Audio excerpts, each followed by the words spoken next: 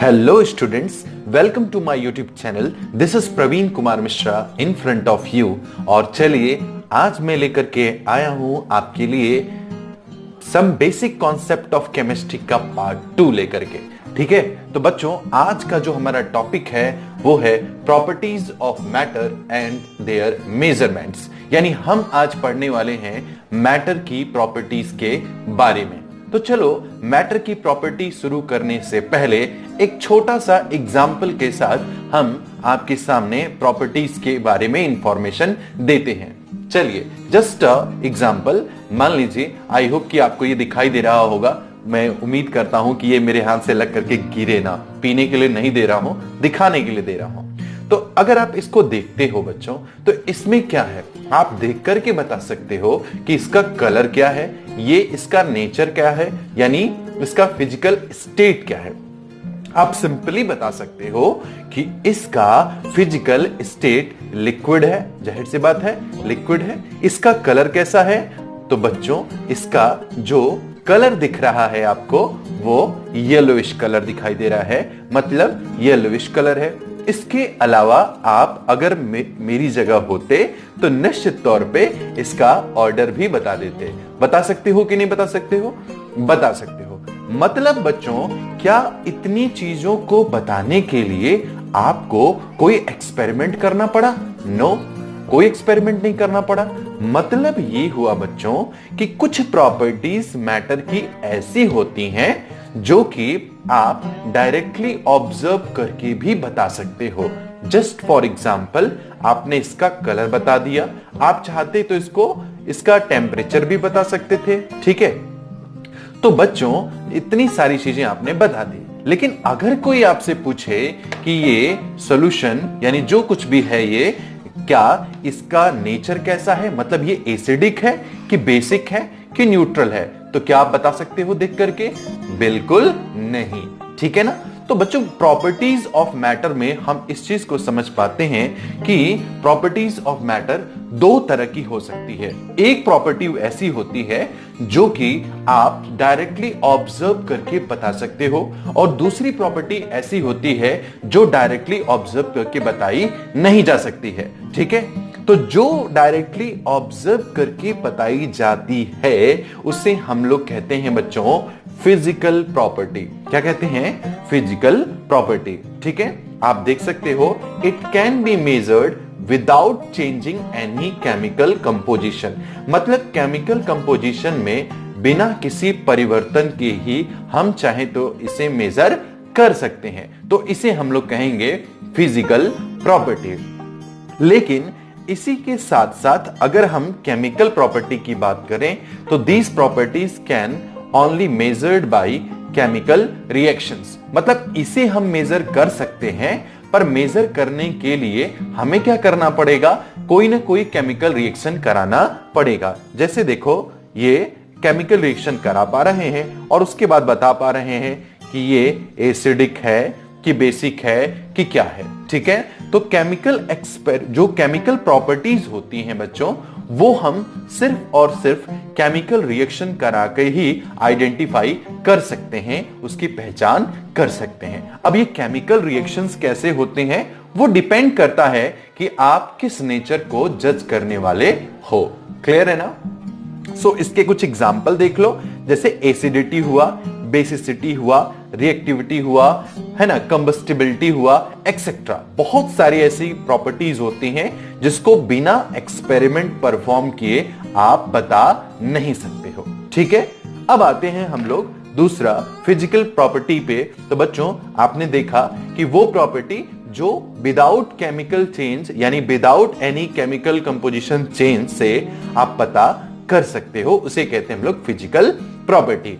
समझ गए होंगे। दूसरी बात होती है some physical properties are measured with a fix standard. अब बच्चों ये फिक्स स्टैंडर्ड क्या होता है? यानी नाम थोड़ा अटपटा सा लग रहा है, लेकिन बहुत आराम से आप बता सकते हो। जैसे मैं अगर कहूं कि ये यहां से यहां तक की दूरी जो है ना वो मेरे 2 बित्ते की है। ठीक है, आप देख सकते हो ये एक बित्ता और इसमें ये एक बित्ता। हिंदी वाले समझ में ही आ रहा होगा आप लोगों को। तो आपने क्या किया, इस बित्ते को क्या कर लिया, एक आपने स्टैंडर्ड बना लिया और उसी स्टैंडर्ड से आपने इसको मेजर किया कि यहां से यहां की जो डिस्टेंस है वो 2 बित्ते की है। मतलब ये हुआ बच्चों कि कोई भी स्टैंडर्ड जो फिक्स्ड स्टैंडर्ड होता है उससे हम किसी भी फिजिकल प्रॉपर्टी को क्या कर सकते हैं, मेजर कर सकते हैं। ठीक है ना, यानी कुछ फिजिकल प्रॉपर्टीज ऐसी होती हैं जिनको शायद उससे मेजर ना करें, लेकिन ज्यादातर जो फिजिकल प्रॉपर्टीज होती हैं वो उससे आप मेजर कर सकते हो। ठीक है ना। अब ये है कि measured physical quantity is expressed in 2 parts, यानी जो मेजर्ड फिजिकल क्वांटिटीज होती हैं इसमें 2 पार्ट होते हैं। इसको बताने से पहले मैं फिजिकल प्रॉपर्टीज के कुछ एग्जांपल्स रख देता हूं। बच्चों, फिजिकल प्रॉपर्टीज के कुछ एग्जांपल ऐसे हैं, मेल्टिंग पॉइंट, ठीक है, बॉइलिंग पॉइंट, कलर, ऑर्डर, ये सब आप पता कर सकते हो किस बेसिस पे। तो बच्चों, आप सिर्फ और सिर्फ ऑब्जर्वेशन से, ठीक है, इसको पता या टच करके सिंपली पता कर सकते हो, विदाउट केमिकल कंपोजिशन चेंज के आप इसको पता कर सकते हो। क्लियर है ना। तो आपको इतनी सारी बातें क्लियर हो जाती हैं। नेक्स्ट हम लोग आते हैं बच्चों, इस एग्जाम्पल को हम इधर रख देते हैं और इस एग्जाम्पल के बाद जैसे measured physical quantity is expressed in 2 part. अब ये जो मेजर्ड फिजिकल क्वांटिटीज हैं इसको 2 पार्ट में हम एक्सप्रेस करते हैं। जैसे मैंने कहा ये 1 बित्ता और यहां मैंने कहा ये 2 बित्ता, तो 2 और मैंने यहां पे लिख दिया बित्ते। ठीक है। तो बच्चों, अगर मैंने यहां लिखा 2 बित्ते, 2 बित्ते में 2 पार्ट है। एक पार्ट जो है ना ये न्यूमेरिकल वैल्यू है। क्या है ये? Numerical value. ये न्यूमेरिकल वैल्यू है, जबकि ये क्या है, ये यूनिट हो जाएगी। क्या हो जाएगी? यूनिट हो जाएगी। मतलब समझना फिर से, अगर मान लो कि यहां से यहां तक की एक स्टैंडर्ड वे में बात करें तो यहां से यहां तक की जो डिस्टेंस है, अगर मैंने लिखा 40 सेंटीमीटर है, तो बच्चों जो 40 है ये क्या हो जाएगा? न्यूमेरिकल वैल्यू, जबकि सेंटीमीटर क्या हो जाएगा? एक यूनिट हो जाएगा। ठीक है ना। तो किसी भी फिजिकल क्वांटिटी को मेजर करते समय इसमें जो एक्सप्रेशन होता है उसमें 2 पार्ट होते हैं। एक पार्ट होता है उसका न्यूमेरिकल वैल्यू का और दूसरा पार्ट होता है उसका यूनिट का। ठीक है ना। ये बातें हमेशा आपको ध्यान में रखना चाहिए। अब इतनी बातों के बाद एक छोटी सी बात इसमें आ जाती है जो कि नई है, वो है यूनिट। यानी जो अगला पार्ट हमारा इसमें आ रहा है वो है यूनिट। तो चलिए शुरू करते हैं यूनिट। तो चलिए बच्चों, अब शुरू करते हैं यूनिट्स के बारे में जानना। बच्चों, यूनिट्स क्या होती हैं? Standard reference. क्या होती हैं? ये स्टैंडर्ड रेफरेंस होती हैं to measure a physical quantity. किसी भी फिजिकल क्वांटिटी को मेजर करने के लिए एक स्टैंडर्ड रेफरेंस जो होती है वो होती है यूनिट। जैसे हमने आपके सामने लिखा था इससे पहले 40 सेंटीमीटर। अब इसमें बच्चों 40 क्या है? कोई भी न्यूमेरिकल वैल्यू। ये क्या हो जाएगी? Numerical value. जबकि सेंटीमीटर इसमें जो रिप्रेजेंट कर रहा है वो रिप्रेजेंट कर रहा है यूनिट को रिप्रेजेंट कर रहा है। अब बच्चों यूनिट में ये क्या है? सेंटीमीटर है, और सेंटीमीटर जो होता है वो रेफरेंस होता है, एक स्टैंडर्ड रेफरेंस होता है जिससे कि आप जो है इसके लेंथ को पता कर सकते हो। क्लियर है।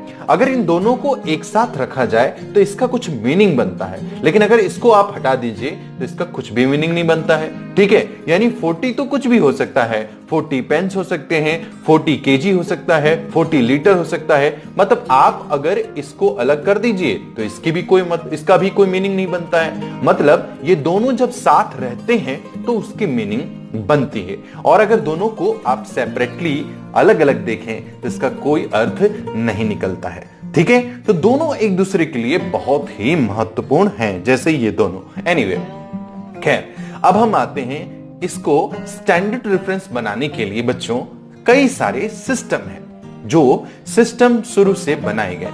पहला जो सिस्टम आया था वो आया था बच्चों सीजीएस सिस्टम। पहला जो सिस्टम था वो था सीजीएस सिस्टम। अब ये सीजीएस सिस्टम में सी क्या स्टैंड करता है? तो बच्चों सीजीएस सिस्टम में जो सी होता है वो सेंटीमीटर रिप्रेजेंट करता है, और सेंटीमीटर आपको पता होगा लेंथ की यूनिट होती है। किसकी यूनिट होती है? लेंथ की। जबकि जी जो स्टैंड करता है वो ग्राम रिप्रेजेंट करता है, ठीक है, और ग्राम को हम लोग स्मॉल जी से रिप्रेजेंट करते हैं। और ये जो ग्राम होता है बच्चों, वो एक मास की यूनिट है। इसी तरह से अगर हम सेकंड की बात करें तो ये एस रिप्रेजेंट करता है सेकंड को, ठीक है, ये सेकंड को रिप्रेजेंट करता है, स्मॉल एस इसको डिनोट करते हैं, और ये टाइम को रिप्रेजेंट करता है। किसको? टाइम को।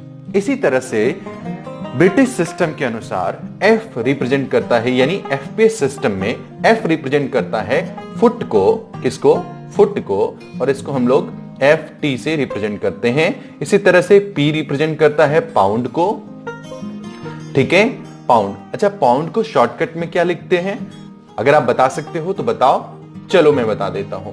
इसको स्मॉल एल और बी से रिप्रेजेंट किया जाता है, जो मास के लिए रिस्पॉन्सिबल है। किसके लिए? ये मास के लिए। ये किसके लिए था? लेंथ के लिए, ठीक है, और ये था मास के लिए। और सेम एस रिप्रेजेंट करता है सेकंड के लिए, ठीक है, यानी स्मॉल एस यानी टाइम रिप्रेजेंट करता है। अब ये दो सिस्टम जो थे उसको मेजर करना, इनसे मेजर करना थोड़ा प्रॉब्लमेटिक था। प्रॉब्लमेटिक क्या था? मान लीजिए कि आपको लखनऊ से वाराणसी की दूरी पता करनी है, तो ले जाइए सेंटीमीटर स्केल। कितने दिन में मेजर करेंगे आप? तो दिक्कत होगी कि नहीं होगी?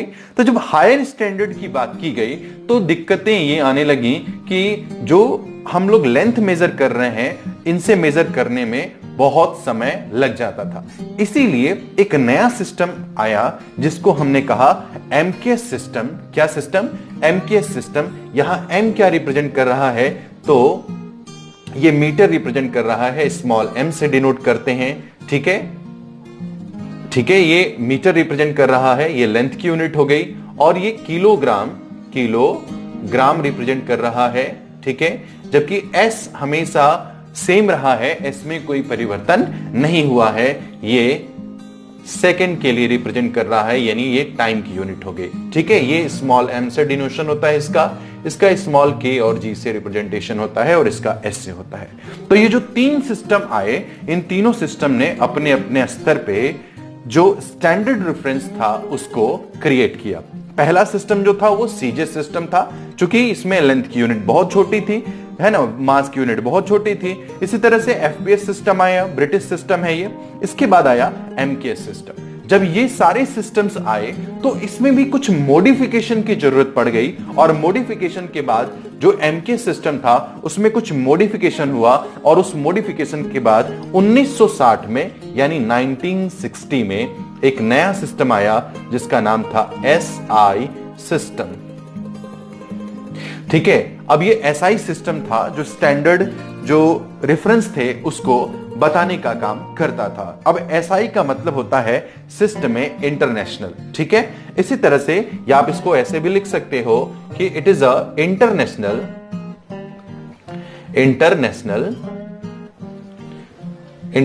System of units. ये क्या है? इंटरनेशनल सिस्टम ऑफ यूनिट्स हैं। और इसमें ध्यान रखना है आपको कि इसमें 7 बेसिक यूनिट थे, बेसिक यूनिट्स, ठीक है, जिसको हम लोग फंडामेंटल यूनिट्स भी कहते हैं, और 2 सप्लीमेंट्री यूनिट्स थे, 2 सप्लीमेंट्री यानी 2 सप्लीमेंट्री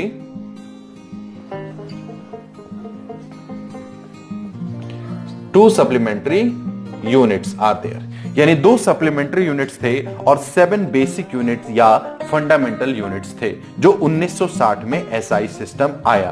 तो अब जो हम जो पढ़ते हैं, स्टैंडर्ड रेफरेंस लेते हैं बच्चों, वो सभी के सभी स्टैंडर्ड रेफरेंस जो होते हैं वो एसआई सिस्टम पे बेस्ड है। किस पे बेस्ड है? एसआई सिस्टम पे बेस्ड है। क्लियर है? आपको ये चीजें क्लियर हुई, समझ में आया? प्लीज इसको नोट कर लीजिए और हम बढ़ते हैं इसके आगे।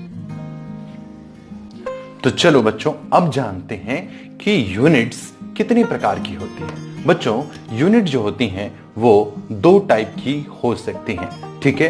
अब 2 टाइप की यूनिट में पहली जो यूनिट होती है वो होती है फंडामेंटल या बेसिक यूनिट, ठीक है, और दूसरी यूनिट जो होती है वो होती है डिराइव्ड यूनिट्स। बच्चों, जो फंडामेंटल यूनिट्स होती हैं वो वही फंडामेंटल यूनिट्स हैं जो एसआई के तहत डिसाइड किए गए थे। ठीक है, अब एसआई सिस्टम में 7 फंडामेंटल यूनिट्स बनाए गए हैं। जैसे लेंथ के लिए लेंथ को रिप्रेजेंट करते हैं, यहां पे ध्यान रखिएगा, अगर स्मॉल एल से रिप्रेजेंट करते हैं तो इसके लिए जो इसकी यूनिट बनाई गई है वो है मीटर, इसको हम लोग स्मॉल एम से डिनोट करते हैं। इसी तरह से मास, जिसको हम लोग स्मॉल एम कहेंगे यहां पे, तो मास को जो रिप्रेजेंटेशन होता है, मास के लिए जो यूनिट बनाई गई है वो है केजी। ठीक है, ध्यान रखिएगा, के इसमें स्मॉल में है और जी भी स्मॉल में है। टाइम के लिए स्मॉल टी से रिप्रेजेंट करें तो टाइम के लिए यूज किया जाता है बच्चों, टाइम के लिए सेकंड स्मॉल एस।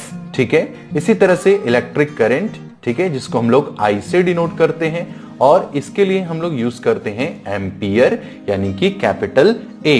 वैसे ही टेम्परेचर यानी कैपिटल टी से रिप्रेजेंट किया जाता है और इसके लिए यूज होता है केल्विन यानी कैपिटल के, और अमाउंट ऑफ द सबस्टेंस जिसको हम लोग स्मॉल एन से रिप्रेजेंट करते हैं और इसके लिए यूज किया जाता है मोल यानी MOL। ठीक है, MOLE नहीं, MOL, ध्यान रखेंगे प्लीज। ठीक है, इसी तरह से ल्यूमिनस इंटेंसिटी यानी इसका रिप्रेजेंटेशन भी बड़ा विचित्र है, IV से इसको रिप्रेजेंट किया जाता है और इसके लिए इसकी जो यूनिट है वो है कैंडेला और इसको हम लोग CD से रिप्रेजेंट करते हैं। तो ये जो 7 फंडामेंटल यूनिट्स होती हैं, इन्हीं से डिराइव होके जो यूनिट्स बनती हैं उसे कहते हैं डिराइव्ड यूनिट्स। ठीक है, चलो जरा हम लोग इसका एग्जाम्पल देखते हैं। एग्जाम्पल के लिए बच्चों, अगर मान लीजिए हमको वॉल्यूम ठीक है, वॉल्यूम की यूनिट पता करनी है, तो बच्चों वॉल्यूम की यूनिट जो होती है वो मीटर क्यूब भी हो सकती है। तो बच्चों जो मीटर क्यूब हुआ उसमें जो मीटर है वो एक्चुअल यूनिट किसका है, लेंथ का है, लेकिन यहां इस्तेमाल किया जा रहा है वॉल्यूम में, यानी इसका मतलब ये इस फंडामेंटल यूनिट से डिराइव होकर के यूनिट बनी हुई है। सो ये क्या होगी, डिराइव्ड यूनिट। चलो एक और एग्जांपल देखते हैं बच्चों। दूसरा यूनिट है डेंसिटी। क्या है, डेंसिटी। डेंसिटी का मतलब होता है मास अपॉन वॉल्यूम। ठीक है, मास अपॉन वॉल्यूम। अब हमने कहा कि मास को रिप्रेजेंट करना है तो किलोग्राम लिखेंगे और वॉल्यूम को रिप्रेजेंट करना है तो मीटर क्यूब लिखेंगे। मतलब इसकी जो यूनिट आ गई किलोग्राम पर मीटर क्यूब। ठीक है, अब ये किलोग्राम पर मीटर क्यूब जो यूनिट आई है बच्चों, इसका मतलब ये क्या हो गया, इसमें जो केजी है ये भी क्या है, ये भी एक फंडामेंटल यूनिट है और ये भी एक फंडामेंटल यूनिट से डिराइव हुआ है। सो जाहिर सी बात है इन दोनों फंडामेंटल यूनिट से अगर हम देखें तो क्या बनता है, आपके सामने एक डेंसिटी की यूनिट आती है जो कि किलोग्राम पर मीटर क्यूब है। ठीक है, अब ये जो डेंसिटी की यूनिट आई वो क्या कहलाएगी, डिराइव्ड यूनिट्स। तो आपने ये समझा कि फंडामेंटल यूनिट्स क्या होती हैं और डिराइव्ड यूनिट्स क्या होती हैं, और यूनिट किसे कहते हैं और यूनिट कितने प्रकार की होती हैं, और यूनिट को डिसाइड करने वाले कितने सिस्टम्स हैं। ठीक है, तो आपने देखा इसके बारे में। अब आगे बढ़ते हैं। चलिए बच्चों, अब शुरू करते हैं अनसर्टेनिटी इन मेजरमेंट्स। बच्चों जब हम साइंटिफिक कैलकुलेशंस करते हैं, यानी केमिस्ट्री में, फिजिक्स में, चाहे किसी भी बायो के सेक्टर में, कभी भी अगर हम कैलकुलेशंस करते हैं तो कैलकुलेशन बहुत लंबी आती है। अब बहुत लंबी चौड़ी वैल्यू अगर आती है तो जाहिर सी बात है उसको रिप्रेजेंट करना, आपके लिए लिखना थोड़ा मुश्किल हो जाता है। तो उसके लिए जो है कुछ चीजें बनाई गई हैं जिसको हम कहते हैं साइंटिफिक नोटेशन। वैसे तो आपने इसे जो है वो पिछले क्लासेस में पढ़ा होगा, मैथ्स में ये आता है टॉपिक, तो वहां आपने पढ़ा होगा, फिर भी यहां पे एक एज अ रिवीजन के रूप में रखा जा रहा है जिसको मैं यहां पे रिप्रेजेंट कर रहा हूं, आपको समझ में आ जाना चाहिए। जैसे मैंने कहा exponential representation in the form of n into 10 की पावर n। ठीक है, आप इसको इस तरह से रिप्रेजेंट कर सकते हो। इसमें करते समय, इसको रिप्रेजेंट करते समय क्या करना होता है, ध्यान रखना होता है कि पॉइंट को, यानी जो डेसिमल पॉइंट है उसको आप या तो लेफ्ट की साइड में ले जाइए या तो डेसिमल पॉइंट को राइट साइड में ले जाइए। जो डेसिमल पॉइंट है उसको तब तक आगे बढ़ाना है until there is only one non-zero digit before the decimal point। मतलब डेसिमल पॉइंट से पहले केवल एक नॉन जीरो डिजिट होना चाहिए। इस तरह से आपको ले जाना है। क्लियर है ना? तो इसको हम लोग कैसे रिप्रेजेंट करते हैं, दो एग्जाम्पल्स आपके सामने हैं, हम लोग इसको समझेंगे। अब जाहिर सी बात है इस प्रश्न में डेसिमल जो है वो यहां पे है। अब इस डेसिमल को आपको लेफ्ट साइड में ले जाना है until there is a one non zero digit. वहां पे नॉन जीरो डिजिट एक आना चाहिए, उसके ठीक पहले ही आपको डेसिमल को पुट अप करना है। तो बताओ यहां हम डेसिमल ले जाएंगे, इसके लिए हम लोग 10 की फॉर्म में कितने रिप्रेजेंटेशन कितने पावर लगाएंगे? देखिए 1 2 3 4 5 6 7 8 9। तो आप लिख सकते हो इसको क्या 6 इंटू, ठीक है, सॉरी 6.2 हेयर 6.2 इंटू आप लिख सकते हो 10 टू द पावर, कितना हमने काउंट किया था 3 2 6 एंड 3 9। तो आपने यहां पे 9 लिख दिया। तो ये इसका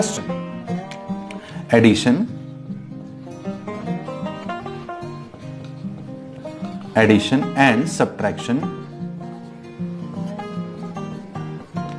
अब ये एडिशन और सब्ट्रैक्शन कैसे होता है जरा हम इसको देखते हैं। तो एक एग्जाम्पल के थ्रू इसका हम लोग एडिशन भी देखेंगे और इसका हम लोग सब्ट्रैक्शन भी देखेंगे। जैसे मान लीजिए हमने लिखा यहां पे 3.45 इंटू 10 के पावर, हमने लिख दिया 10 के पावर 4, ठीक है, और दूसरा हमने वैल्यू ले लिया 3.45 इंटू 10 के पावर 3। अब ध्यान रखना है आपको बच्चों, ये जो दिख रहा है इसमें आप देख रहे हो कि दोनों वैल्यूज सेम है, पर जो एक्सपोनेंट्स हैं वो अलग अलग है।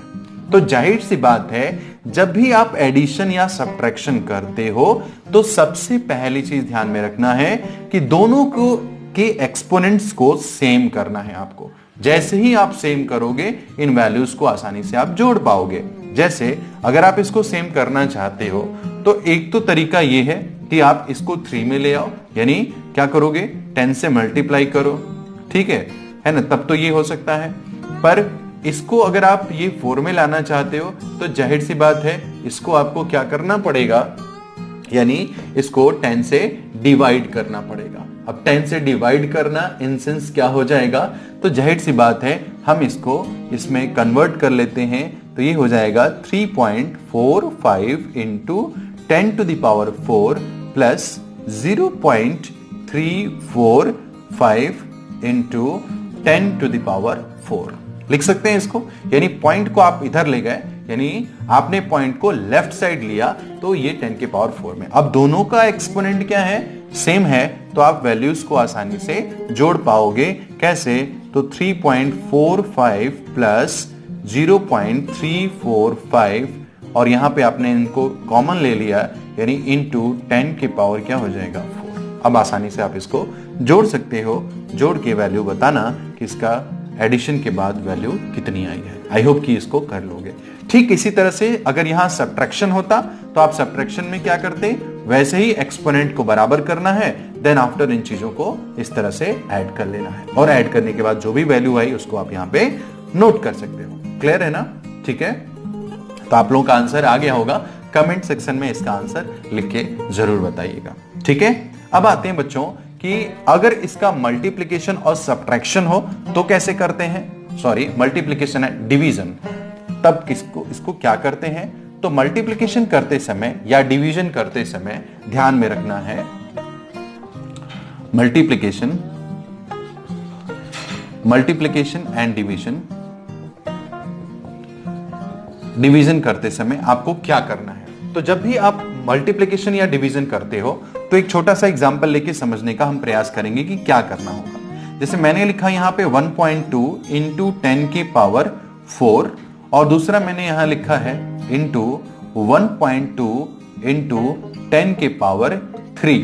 ठीक है, अब इसमें ये सेम हो, डिफरेंट हो या जो भी हो, उससे कोई लेना देना नहीं है। ठीक है ना। इसमें हमको क्या करना है, इसका जो मल्टीप्लिकेशन है कैसे करते हैं। सिंपली आपको पता है 1.2 इंटू क्या हो जाएगा 1.2 और इधर हो जाएगा 10 टू द पावर, ये 4 है और 3 है, तो जाहिर सी बात है यहां 4 प्लस 3 हो जाएगा। ठीक है, यानी इसका अगर हम देखें तो 1.4 4 4 आ जाएगा और इधर आ जाएगा इनटू 10 के पावर कितना आ जाएगा 7 आ जाएगा।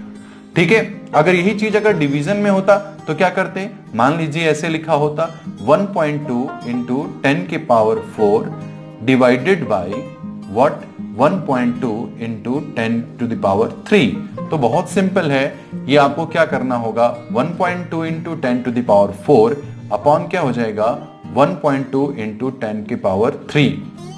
अब जाहिर सी बात है ये दोनों सेम है, इसको आप कट कर दीजिए, ये 1, ठीक है, यहां भी 1, ये 1 और सिंपली ये 4 है, ये 3 है, तो आंसर कितना आ जाएगा 10। ठीक है, तो इस तरह से आप इसका जो मल्टीप्लिकेशन या डिवीजन को कर सकते हो। अब बच्चों ये ऐड हो रहा है, वो डिपेंड करता है कि यहां साइन क्या है।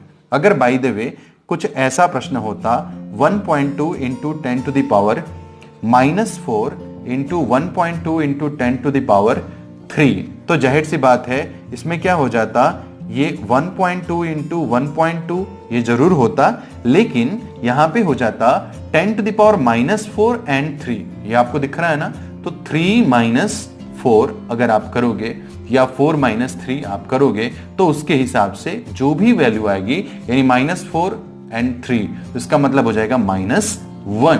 ठीक है, तो ये यहां पे इस तरह से आंसर आ जाता। ठीक है ना, तो मल्टीप्लिकेशन, डिवीजन, सब्ट्रैक्शन और एडिशन कैसे करना है, साइंटिफिक नोटेटेड जो भी वैल्यूज आती हैं उनकी, वो आपने यहां पे सीखा। अब कुछ क्वेश्चंस मैं देता हूं, आप इन क्वेश्चंस को सॉल्व करिए और कल के जो क्वेश्चंस थे उसका जो आंसर है बच्चों पे, ये कुछ क्वेश्चंस हैं, इन्हें आप घर पे ट्राई करें और इसको अगर आप इस क्वेश्चंस को कर लिए हैं तो प्लीज कमेंट करके जरूर बताएं।